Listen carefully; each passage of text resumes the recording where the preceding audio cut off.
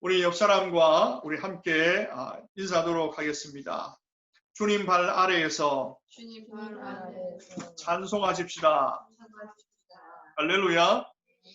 우리가 지난 2주에 걸쳐서 하나님의 날개 아래, 하나님의 발 아래에서 말씀을 들읍시다.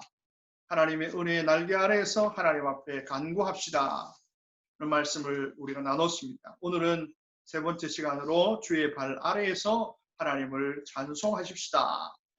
오늘 코로나로 인하여서 코로나뿐만 아니라 우리의 삶에서 여러 가지 힘들고 어려운 일 때문에 혹시 찬송을 잃어버렸다면 오늘 이 시간을 통해서 여러분 가운데 찬송이 다시 회복되는 은혜가 있기를 축복합니다.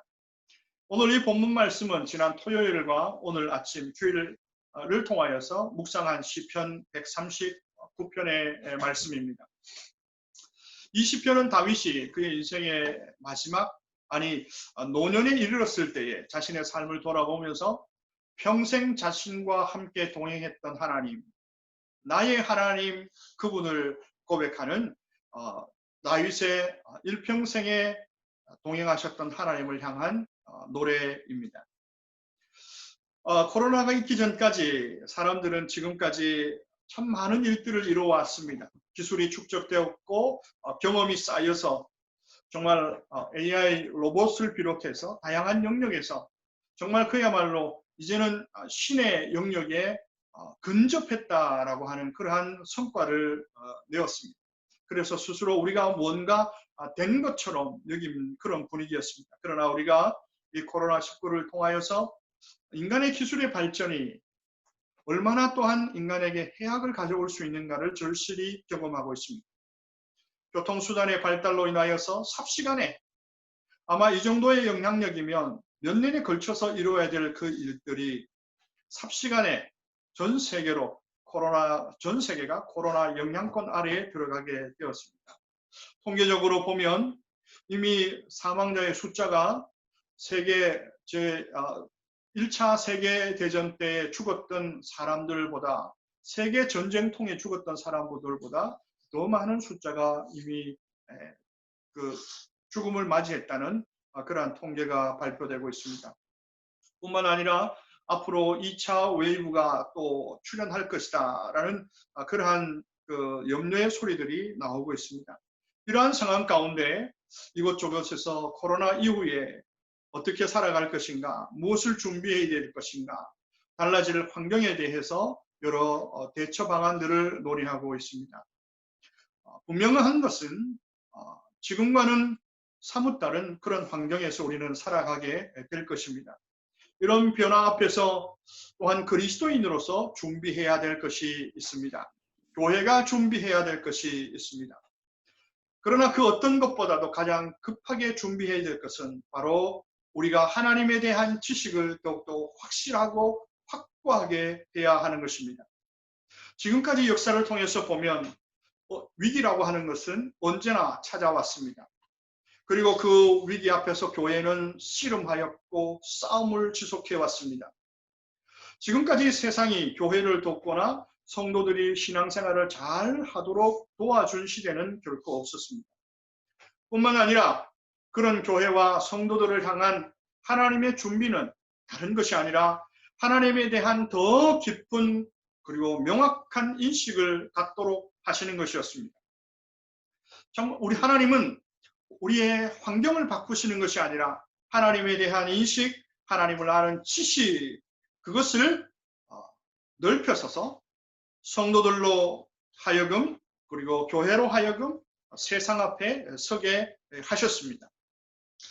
하나님을 아는 만큼 세상과 싸워 이길 수 있게 되어지고 하나님을 경험한 만큼 하나님의 때가 임하기까지 인내하며 견딜 수 있고 또 하나님은 바로 그 사람과 그 교회를 통하여서 하나님의 역사를 이끌어 가십니다. 그런 의미에서 성도와 교회는 더욱더 이런 때일수록 더욱더 하나님을 알기 위해 기도와 말씀과 예배에 집중함으로써 다음 벌어질 또 다음 이끄실 하나님의 역사를 준비하는 지혜가 있어야 합니다. 하나님을 알 때 비로소 우리는 진정한 나를 알아볼 수 있습니다. 하나님이야말로 정말 우리의 영혼의 거울과 같습니다. 우리가 하나님 앞에 설 때에 하나님께 나를 비추인 나를 보게 되어지면 우리가 어떻게 살아가야 할지, 우리가 누구를 의지하며 살아가야 할지를 명확하게 볼 수가 있습니다. 그런 의미에서 다윗의 이 시편은 성경 중에서 하나님을 가장 잘 설명해 주는 몇 안 되는 본문이라 할 수 있습니다. 하나님은 어떤 분이십니까? 첫 번째, 그 하나님은 오늘 시편 139편을 통해서 다윗이 고백한 하나님은, 그분은 전지하신 하나님이시다. 다 같이 한번 따라하겠습니다. 하나님은 모든 것을 아시는 분이시다. 바로 1절부터 6절에 걸쳐 고백합니다. 하나님은 우리를 속속들이 아시는 하나님이시다. 오늘 이 말씀에 살펴본다라고 하는 히브리어의 의미는 마치 광산을 뚫어서 그 안에 있는 보화를 캐내는 그러한 의미입니다. 마치 하나님께서 우리를 아신다고 할 때, 살펴보셨다고 하실 때 그냥 우리의 겉모습을 보시는 것이 아니라 하나님께서 굴착기를 동원해서 땅을 파고 바위를 파서 금을 캐듯이 오늘 우리를 그렇게 아신다는 말씀입니다. 하나님은 나의 앉고 일어섬을 아십니다. 사람이 하루를 살면서 앉고 일어섬을 의식하면서 살아가는 사람이 얼마나 있겠습니까? 이것은 전혀 의식하지 않고 살아가는 일상입니다. 스쳐 지나가듯 한 그런 벌어지는 일들입니다. 그런데 하나님은 우리의 기억 속에 사라진 이 일상들을 하나님은 기억하신다, 이렇게 말씀합니다. 하나님은 멀리서도 나의 생각을 밝히 하시는 하나님이시다. 여러분 한번 보십시오. 하루에도 수많은 생각이 우리의 마음에서, 우리의 생각 속에서 솟아났다가 사라집니다. 그 많은 생각이 연결되어서 결국은 우리의 어떤 행동을 낳게 되죠. 그러나 우리는 그 생각의 흐름을 잘 기억하지를 못합니다. 왜 이런 감정이 오게 되었는지, 왜 이런 행동을 하는지, 그 행동을 원인을 알 길이 없습니다. 다만 지금 내 행동이 어그러졌고 내 감정이 폭발한 상태, 그 결과만 볼 뿐입니다. 그러나 하나님은 오늘 우리의 생각의 흐름을 간파하시는 분이십니다.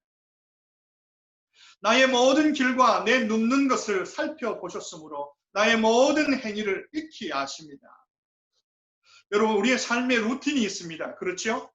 아침에 몇 시에 일어나고 몇 시 어디로 가고 몇 시쯤에는 어디에 있고, 이런 우리의 어떤 생활의 패턴들이 있습니다. 그러나 여러분, 그보다 더 중요한 우리의 루틴이 있습니다. 그것은 우리가 언제 힘이 빠지고, 우리가 언제 쓰러지고, 우리가 언제 화나고, 우리가 언제가 어느 상황이 되면 약해지는지, 우리의 영적인 것도 그렇지만 우리의 감정적인 루틴들이 있습니다. 사람들이 서로를 오해하는 이유는 사실은 그 사람이 지금까지 걸어왔던 그 배경을 잘 못해서, 이해하지 못해서 생기는 오해들이 참 많습니다. 한참 오해하고 있다가 아하, 그래, 그때 그 사람이 이랬겠구나, 그렇게 깨달아지는 경우들이 여러분 있으셨죠. 그러나 하나님께서는 나에 대한 그런 오해가 생길 이유가 없습니다. 그분이 넓은 마음이기 때문이긴 하지만 그분이 우리를 익히 아시기 때문입니다. 내 혀의 말을 알지 못하는 것이 하나도 없으신 하나님이십니다. 우리가 살아가면서 관계에서 여러 가지로 힘든 경우를 경험합니다. 분명히 내가 말하는 의도와 감정과는 다르게 상대방이 그렇게 느껴버리는 것입니다. 오죽했으면 우리말에 아다르고 어다르다는 말이 있죠. 점 하나, 그 점 하나에 붙인 그 말 때문에 사실 우리는 종종 관계의 힘듦과 또 관계의 어색함을 경험하곤 합니다. 뿐만 아니라 그런 하나님, 그렇게 우리의 말을 이해하시고 간파하시는 하나님이시기 때문에 우리는 기도의 자리에 나왔을 때 그렇게 장황하고 거창하고 또 화려한 화술과 언변이 아니더라도 그냥 하나님 앞에 나와서 한숨과 또 깊은 고뇌의 한 독백만을 하나님 앞에 드려도 하나님은 우리의 기도에 응답하시고 하나님은 우리의 마음을 위로하시는 것을 경험하게 됩니다. 이처럼 하나님은 나와 관계된 그 어떤 것도 모르시는 것이 없으신 하나님이십니다. 심지어 하나님은 나의 과거뿐 아니라 앞으로 일어날 일들도 하나님은 다 아십니다. 그래서 우리는 이것을 하나님의 예지다 그렇게 이야기합니다. 인생을 먼저 살아본 어른들은 자녀들이 지금처럼 살면 어떤 인생을 살게 될 것인지 뻔하게 보게 됩니다. 그래서 자꾸만 야단을 치게 되는 거죠. 그런데 자녀들은 어떻습니까? 부모가 자꾸 그렇게 야단치는 것이 귀찮게만 여겨집니다. 왜입니까? 부모님들의 예지의 능력을 믿지 못하고 신뢰하지 못하기 때문입니다. 오늘 우리 즐거운 교회 모든 부모님들 가운데 하나님의 이 예지의 능력이 부모님들 가운데 있으셔서 오늘 자녀들에게 말씀으로 권면할 때 자녀가 순복하는 복이 있기를 축복합니다. 그렇습니다. 부모들에게 있는 이 예지의 능력을 신뢰하지 못한 자녀가 컴플레인 하듯이 사실 오늘 우리는 하나님의 이 예지의 은혜, 능력을 신뢰하지 못해서 얼마나 불안해하고 있는지 모릅니다. 과거와 미래조차 하나님에게는 의미가 없죠. 하나님은 과거든 현재든 미래든 언제나 현재입니다.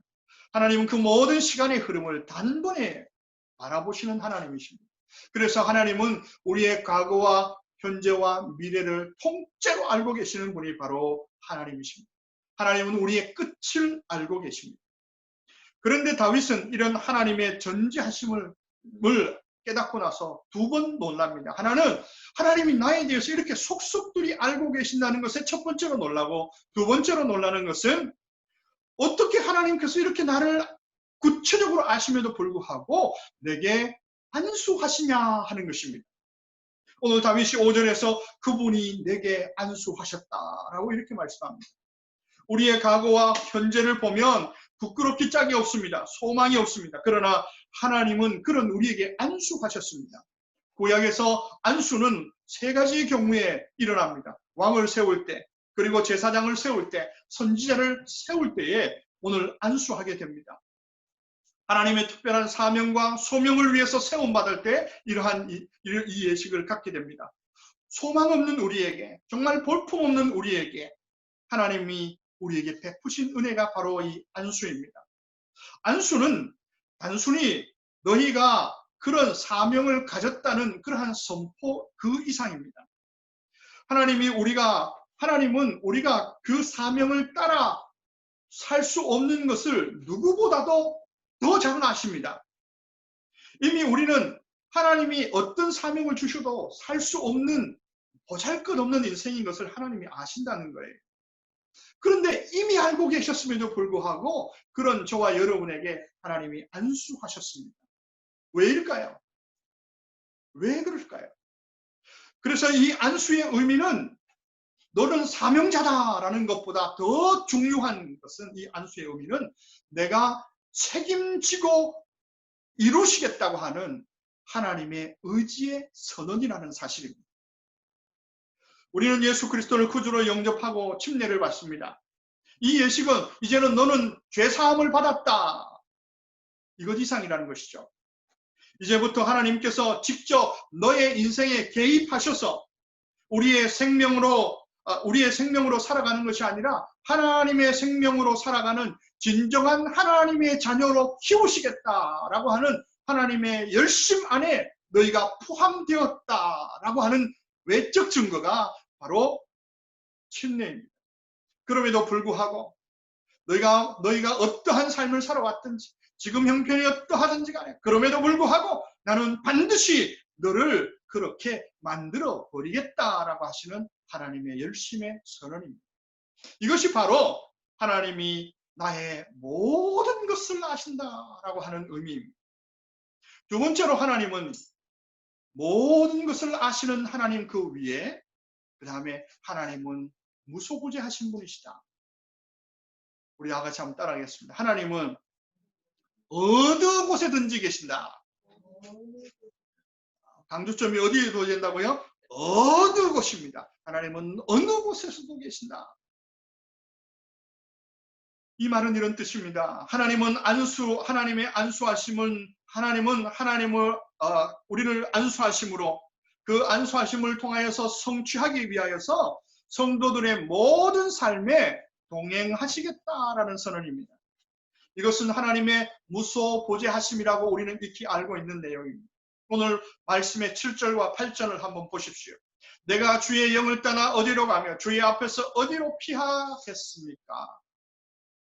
내가 수홀, 죽은 사람들이 모여있는 그곳에 내가 떨어져 있을지라도 하나님은 그곳에 함께 계시겠다는 것입니다. 인디언 부족들 사이에는 성인식을 치르는 남자아이는 반드시 한번 거쳐가야 되는 통과 의례가 있습니다. 그것은 뭐냐 하면 깊은 산속에 들어가가지고 나무에 그 아이를 꽁꽁 묶어 놓습니다. 그리고 맹수가 들끓는 그 산속에서 혼자 밤을 지새워야 합니다. 그것을 잘 끝내고 나야 이제 어른이다라는 그런 인정함을 받는 것입니다. 그런데 지금까지 한 번도 그 마을에서는 그 성인식을 하다가 사자에게 잡혀먹거나 늑대에게 잡혀먹은 아이가 하나도 나오지 않았습니다. 왜인 줄 아십니까? 바로 그 밤에 꽁꽁 묶여있는 그 아이를 중심으로 동네 어른들이 둥그렇게 원을 지어서 아이가 보이지 않는 곳에 숨어서 맹수들을 쫓아왔기 때문입니다. 하나님이 무소부재하시다라는 의미는 바로 이런 의미입니다. 새벽 날개를 치며 바다 끝에 가 있을지라도 하나님은 그곳까지 찾아오신다는 것입니다. 칠흑과 같은 어둠 속에 조차 그 칠흑과 같은 깜깜함을 낮과 같이 여기시면서 우리를 찾아오시고 우리의 삶을 간섭하시고 역사하신다는 것입니다. 오늘 예레미야 23장 24절에 하나님은 스스로 이렇게 고백합니다. 여호와의 말씀이라 사람이 내게 보이지 아니하려고 누가 자신을 은밀한 곳에 숨길 수 있겠느냐. 여호와가 말하노라 나는 천지에 충만하지 아니하냐. 할렐루야. 오늘날 그리스도인 중에는 매우 위험한 믿음을 가지고 있는 사람들이 꽤 많습니다. 거의 이단에 가까운 믿음을 가지고 있는 사람들이 있습니다. 특히나 오늘날과 같이 세계적인 위기나 또한 자신의 삶을 스스로 통제할 수 없는 어떤 상황이 되면 그러한 믿음을 갖고 또 그런 믿음에 빠지기 쉽습니다. 혹시 여러분은 그런 믿음의 소유자가 아닌지 한번 확인해 보시길 바랍니다. 사람들은 하나님이 계심을 믿습니다. 하나님이 이 세상을 만드심도 믿습니다. 그리고 그분이 창조주이심을 그들은 누구보다도 잘 믿는다고 합니다. 믿는다고 확신합니다. 그래서 예배 자리에 나옵니다. 때로는 봉사도 합니다. 헌금까지 합니다. 그러나 그들 속에는요. 그분은 지금도 통치하시는 하나님이시다라는 믿음이 없습니다. 여러분 그리스도인에게서 최고의 어려운 일이 뭘까요? 여러분 신앙생활을 하시면서 제일 어려운 일이 무엇이든가요? 저의 경우에는 신앙생활에서 제일 힘든 것은 하나님을 믿는 일이더라고요. 그리스도인에게서 제일 어려운 일이 아마 하나님을 믿는 일일 것입니다. 하나님이 지금도 나를 통치하고 계신다. 하나님이 지금 이곳에서도 나를 다스리신다. 지금 이곳에 여전히 하나님이 통치하시고 다스리시는 충만함이 함께하고 있다는 것을 믿는 것이 제일 힘들더라고요. 하나님께서 여러분의 삶에 충만하심을 믿으십니까? 다스리고 충만하신 삶에 하나님의 충만하심으로 여러분 충만하십니까? 오늘 또 여러분의 가장 큰 소원, 기도의 제목은 하나님, 나를 충만히 다스려 주시옵소서. 그 충만을 누리게 하여 주시옵소서. 이것이 여러분의 간절한 기도의 제목이십니까? 하나님의 임재, 하나님의 동행, 하나님의 충만은 항상 하나님의 통치와 다스림과 함께 갑니다. 하나님의 임재를 경험한 사람은 기도의 사람, 하나님의 말씀의 사람이 될 수밖에 없습니다. 왜인지 아십니까? 하나님의 통치와 다스림을 받기 위해서 그들은 무릎을 꿇고 왕이신 하나님의 명령을 기다리게 되어 있습니다. 통치하시는 하나님의 왕명을 발견하기 위해서 그들은 성경을 펴게 됩니다. 하나님의 왕명을 이루기 위하여서 하늘로부터 내려오시는 하나님의 능력을 덧입기 위하여서 그들은 기도의 자리를 떠나지 않습니다. 그러나 오늘날 많은 사람들이 하나님의 임재를 그냥 단순히 영적인 어떠한 신비한 체험 정도로만 취급합니다. 그들은 더 이상 하나님을 위하여서 분연히 일어나지 않습니다. 하나님 앞에 서는 것을 잠시 어떤 감정의 흥분 상태로만 그냥 생각합니다. 하나님은 지금도 우리를 통치하시고 다스리시기 위하여서 모든 만물 위에 특별히 우리의 삶 가운데 충만히 임하시는 분이 바로 우리의 하나님이십니다. 오늘 이 예배를 통해서 또 여러분의 기도 시간과 찬송을 통해서 나를 향해서 내미시는 하나님의 통치의 손, 하나님의 다스리시는 손을 붙잡으시고 다시 일어나시는 여러분 되시기를 주님의 이름으로 축복합니다. 그 발걸음을 떼실 때 여러분은 하나님은 전능하신 하나님이시구나 라고 하는 하나님의 전능하심을 경험하게 될 것입니다. 그 하나님을 손으로 잡고 일어날 때 이것은 우리에게 주시는 축복입니다. 하나님은 전능하신 분이라는 믿음은 그냥 곧바로 생기는 그러한 믿음이 아닙니다. 하나님은 나의 전부를 아시는 하나님이시고 그리고 나의 전부를 아시는 하나님은 나와 동행하시는 하나님, 무소부재하시는 하나님이시며 그 하나님은 나를 지금도 통치하신다고 하는 그 하나님의 통치를 경험할 때에 우리는 드디어 하나님은 참으로 전능하시구나 라고 하는 믿음의 고백 안으로 쑥 들어가게 되어집니다. 그럴 때 우리는 그 안으로 들어갈 때 어떤 하나님의 놀라운 역사를 마주하는지 성경은 이렇게 고백합니다. 우리 다 같이 성경 있으시면 우리 본문 시편 139편 13절과 14절을 함께 고백합니다. 같이 고백합니다. 주께서 내 장부를 지으시며 나의 모태에서 나를 만드셨나이다. 내가 주께 감사하오면 나를 지으심이 심히 기묘하심이라. 주께서 하시는 일이 기함을 내 영혼이 잘 아나이다. 무엇을 경험합니까? 전능하신 하나님께 나아가면 그분은 나를 창조하시는, 나를 새롭게 창조하시는 하나님이심을 여러분 경험하게 될 것입니다. 하나님께 우리를 내맡길 때 하나님은 우리를 새롭게 만드십니다. 우리의 어떤 부분을 조금 수리해서 다시 내놓은 리페어 인생이 아닙니다. 우리는 수리해서 쓸 만큼 그러한 양호한 상태가 절대로 아닙니다. 로마서는 우리에게 뭐라 말씀합니까? 모든 사람이 죄를 범하였으며 하나님의 영광에 이르지 못한다. 이 말이 무슨 뜻입니까? 너희들은 용도 폐기된 인생이다. 너희들은 하나님의 만드신 목적과 뜻과 그 기능을 수행하기엔 역부족이다. 폐차장행이다. 이렇게 말씀하시는 것입니다. 우리는 마치 폐차장에 적재되어 있는 용도 폐기된 그런 자동차들과 같습니다. 그런 자동차에게 엔진 오일을 갈고 기어를 바꾸고 타이어를 바꾼다고 해서 움직여지는 것이 아닙니다. 그런 상태가 아닙니다. 그래서 하나님은 오늘 다윗을 통해서 이렇게 고백하도록 합니다. 어머니 모태에서 다시 출발하도록 하시는 하나님이시다. 어느 날 예수님께 니고데모가 찾아왔습니다. 니고데모에게 찾아온 예수님께 찾아온 니고데모에게 예수님께서 이렇게 말씀합니다. 네가 물과 성령으로 거듭나지 않으면 천국을 볼 수도 없고 들어갈 수도 없다. 예수님께서 뭐라 말씀하셨다고요? 곧바로 천국에 들어갈 수 없다고 말씀하신 것이 아니라 천국을 볼 수도 없고 보지 못하니 들어갈 수 없는 것은 당연한 거 아니겠습니까? 우리가 보면서도 들어가지 못하는 것이 아닙니다. 니고데모는 이 말을 이해할 수 없었습니다. 왜냐하면 니고데모는 나는 어머니 뱃속에서 들어가서 다시 태어날 만큼 그렇게 망가진 인생이 아니라고 생각했습니다. 그저 몇 가지를 고치면 가능한 인생이라고 생각했습니다. 그러나 하나님, 예수님은 절대로 그렇게 말씀하지 않았습니다.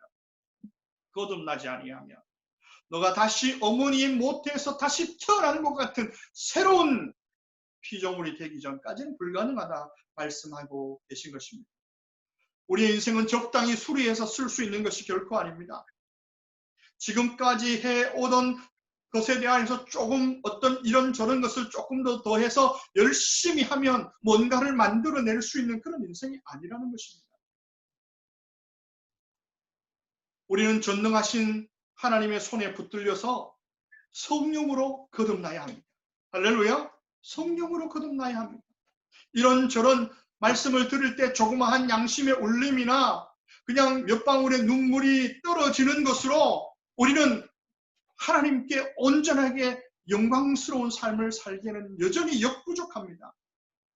성령에 의해서 나는 정말로 소망 없는 죄인인 것을 확인할 수 있어야 합니다. 성령에 의해서 내 눈이 밝아져서 이렇게 살다가는 지옥으로 끝나는 인생이구나. 지옥의 문턱까지 가는 은혜가 우리 속에 있어야 합니다. 이런 것은 오직 성령으로만 가능합니다. 우리가 그럴 때에 이렇게 성령을 통해서 우리가 그 지점, 그러한 장면을 마주할 때에, 그런 나라를 볼 때에 우리는 성령에 의해서 드디어 거듭나기 시작한 것입니다. 그래서 이 과정은 신기합니다. 묘합니다. 기묘합니다. 오늘 이 말씀을 개역 성경에는 신묘막측하다 이렇게 표현했습니다. 신기하고 묘해서 가히 측량할 수 없다. 이것이 바로 거듭난 사람, 성령에 의해서 새롭게 인생을 살아가는 사람의 특징이라는 것입니다.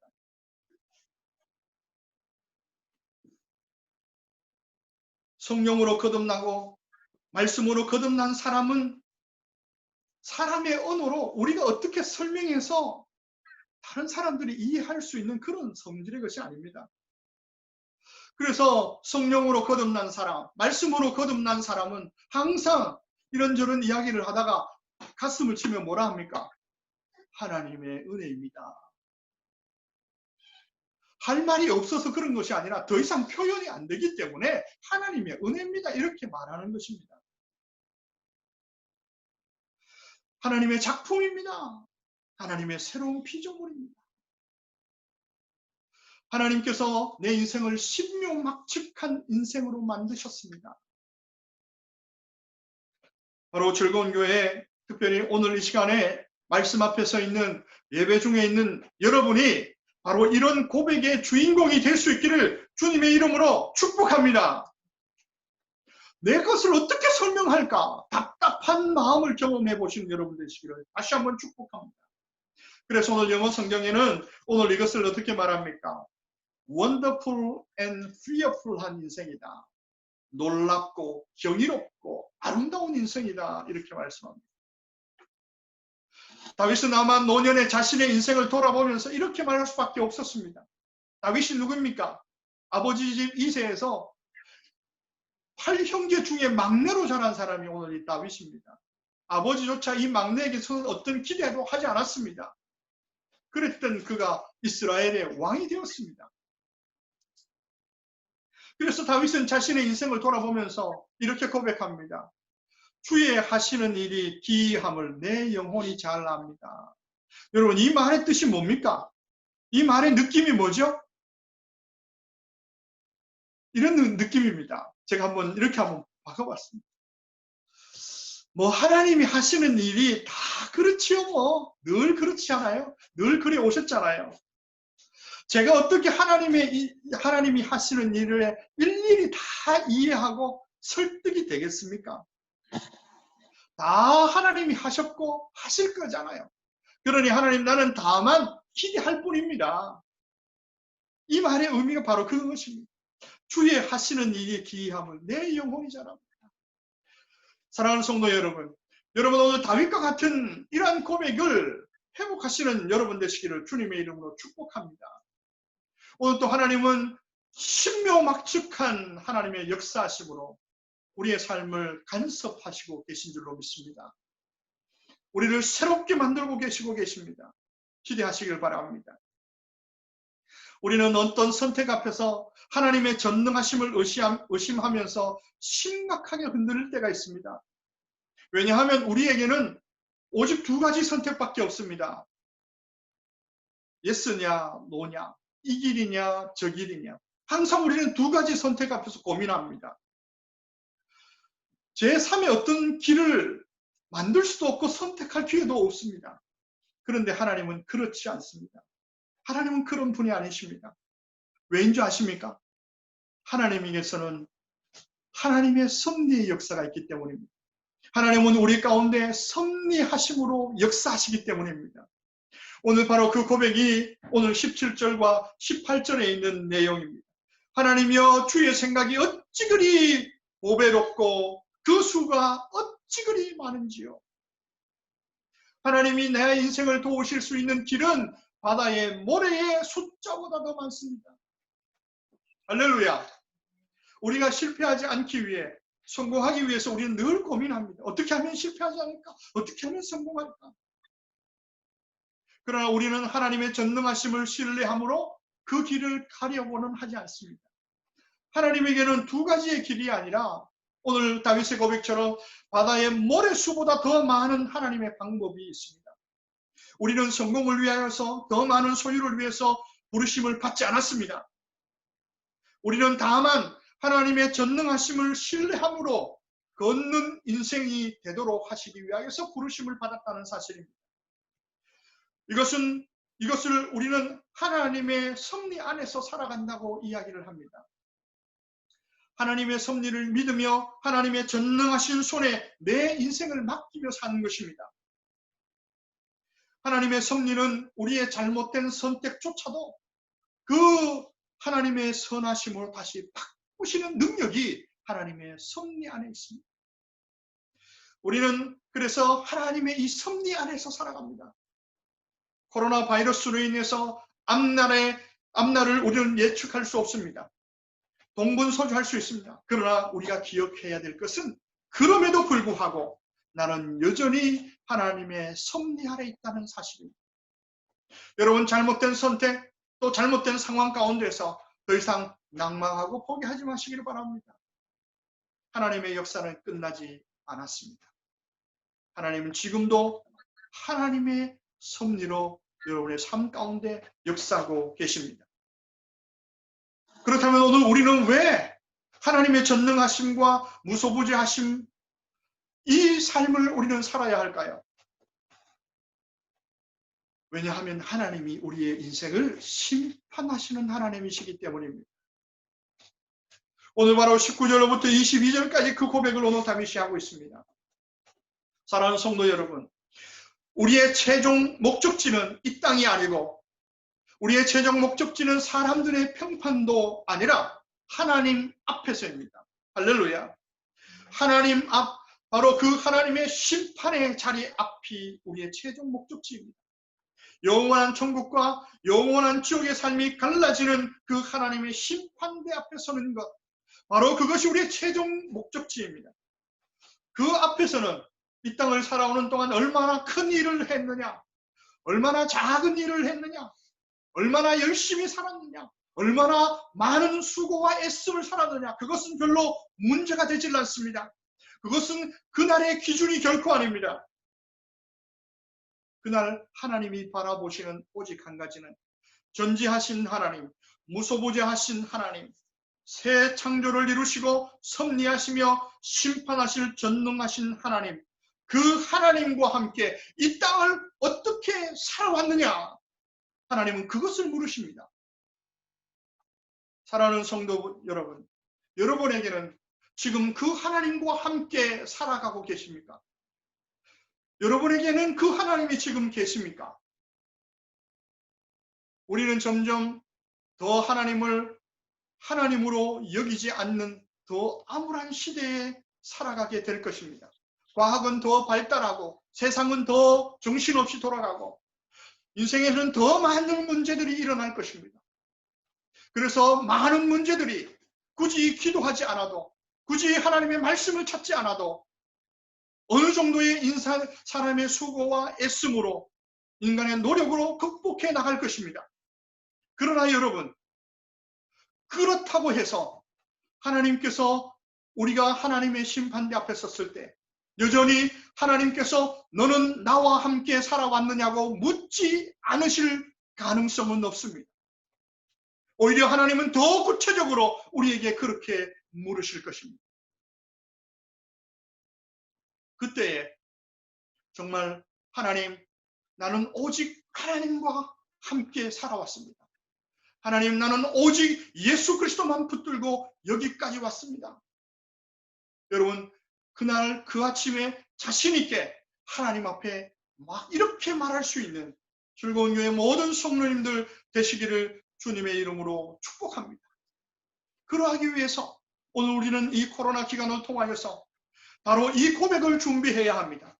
왜냐하면 오늘 이 고백은 우리가 하나님의 심판대 앞에서 하나님 앞에 올려야 할 고백이기도 하지만 이 코로나가 끝나면 이제는 우리가 만나는 사람들에게 우리가 해야 할 말이 바로 이 말과 이 고백이기 때문입니다.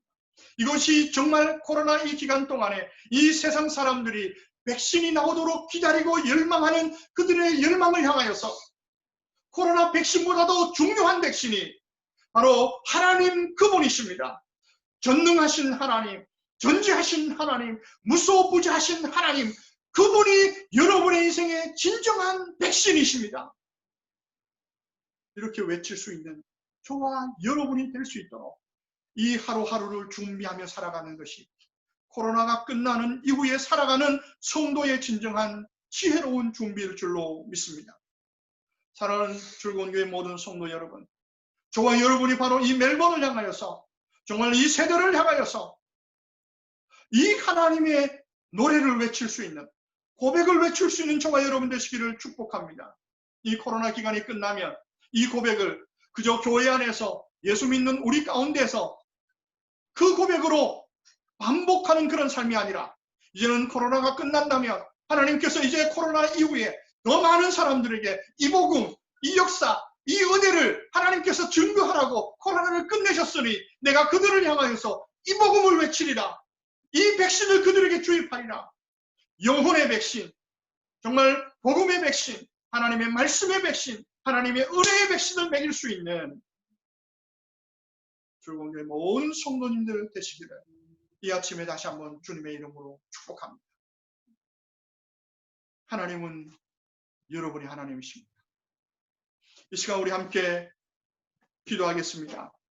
하나님, 그렇습니다. 오늘 이 다윗의 노래, 다윗의 찬송, 이 찬송이 우리 가정에 회복되기를 원합니다. 이 찬송이 나의 영혼에 다시 불려지기를 원합니다. 이 고백이, 이 찬송이 우리 즐거운 교회 모든 성도님들의 고백이 되게 하시고 우리의 교회의 고백이 되게 하여 주시옵소서. 오늘 그리고 이 코로나가 끝날 때쯤에 하나님 우리에게 복음의 기회, 말할 수 있는 기회가 주어진다며 이 복음을 말하는 저가 되겠습니다. 이런 가정 되게 하겠습니다. 라는 결단의 마음, 소원의 마음을 담아서 이 시간 우리 함께 이 오늘 들은 말씀을 기억하시고 오늘 시편 139편을 붙들고 하나님 앞에 함께 기도하며 나가겠습니다. 기도하겠습니다. 할렐루야. 내려오신 아버지 하나님 감사합니다. 오늘 저희들에게 아버지 하나님 다윗을 통하여서 하나님의 광대하심, 하나님의 무한하심, 하나님의 전능하심, 하나님의 무소부지하심, 하나님의 강권적으로 역사하시는 하나님의 전능하심을 아버지 하나님 말씀을 통하여서 도전받게 하시고 다시 한번 우리에게 성령으로 깨닫게 하심을 하나님 감사합니다. 살아계시고 역사하시는 아버지 하나님, 내 인생 아버지 하나님, 내 삶 아버지 하나님 주의 성령으로 다시 한번 거듭나는 은혜를 허락하여 주시옵소서. 성령으로 거듭나게 하시고 말씀으로 거듭나게 하시고 주의 은혜와 주의 영광으로 거듭나게 하사 아버지 하나님, 하나님 앞에 새로운 피조물의 삶을 살아갈 수 있도록 성령 하나님 도와주시옵시고 정말 아버지 하나님 오늘 다윗의 이 노래와 다윗의 고백이 그의 고백이 아니라 나의 고백, 우리의 고백, 우리 가정의 고백, 교회의 고백이 되게 주님 인도하여 주시옵소서. 정말 우리들의 리그가 되는 그런 신앙생활 벗어나서 정말 세상 속에서도 세상 사람들을 향하여서도 하나님을 모르는 사람을 향하여서도 하나님의 은혜를 말하고 하나님의 역사를 말하고 하나님의 전능하심을 말할 수 있는 거기까지 자라갈 수 있는 즐거운 교회 모든 성도님들 되어줄 수 있도록 하나님이 코로나 기간 동안에 더욱더 하나님 말씀 앞에 집중하게 하시고 기도에 더욱 기도의 대를 펴게 하시고 하나님의 예배에 집중할 수 있는 그러한 성도의 삶을 살아갈 수 있도록 하나님 인도하여 주시옵소서. 나의 전우를 뚫으시며 나의 머리에 안수하신 주님의 영광을 찬양합니다. 아버지 하나님은 또 그 은혜를 감사합니다. 하나님 나를 책임지시고 나를 구원하셨고 나를 구원하신 나를 통하여 하나님의 거룩한 백성 하나님의 친자녀로 아버지 하나님 이 세상에게 선포하기로 작정하신 하나님의 그 작정하심 앞에 아버지 하나님 다시 한번 우리가 나아가는 은혜를 허락하시고 감사합니다. 새롭게 시작되는 한 주간 동안 그 하나님의 영광과 그 하나님의 능력을 우리의 온 삶을 통하여 경험하여 하나님의 복음의 증거자 하나님의 백신을 이 땅 가운데 뿌려놓을 수 있는 주임할 수 있는 놓아줄 수 있는 아버지 하나님 즐거운 교회 모든 성도님들 될 수 있도록 주여 은혜를 더하여 주시옵소서. 은혜로우신 하나님 감사합니다. 우리를 구원하여 주심도 감사한데 구원하신 우리를 통하여 하나님의 살아계심의 증거요 또 하나님의 그 살아계심을 고백하는 나팔수로 우리를 불러주심을 감사합니다. 하나님 우리의 자녀들이 우리의 일터가 우리의 하는 학업이 우리가 계획하는 그 모든 것들이 바로 그 하나님을 증거하고 고백하는 일에 아름답게 쓰이는 준비와 열심히 되게 하여 주시옵소서. 이 코로나 기간 동안에 정말 이 코로나 이후에 만나는 사람들에게 예수 복음, 하나님의 복음을 전할 수 있는 준비를 감당하는 즐거운 교회 모든 성도님들 되게 하여 주시옵소서. 그래서 이 코로나가 끝날 때 정말 말할 수 있는 그 무엇을 경험하는 그 무엇을 준비하는 거룩한 성도와 교회가 되게 하여 주시옵소서. 이제는 우리를 사랑하시는 하나님의 무한하신 사랑과 예수 그리스도의 한량없는 은혜와 오늘도 우리 가운데 역사하셔서 하나님의 거룩한 백성으로 살아가도록 하시는 성령의 열심이 이제 다윗의 노래가 그의 노래가 아니라 나의 노래로 삼기로 작정하며 새로운 한 주간을 출발하는 즐거운 교회의 모든 성도님들과 저들의 일터와 저들의 가정 위에 지금부터 영원토록 함께 하시기를 예수 그리스도의 이름으로 간절히 축원하옵나이다. 아멘.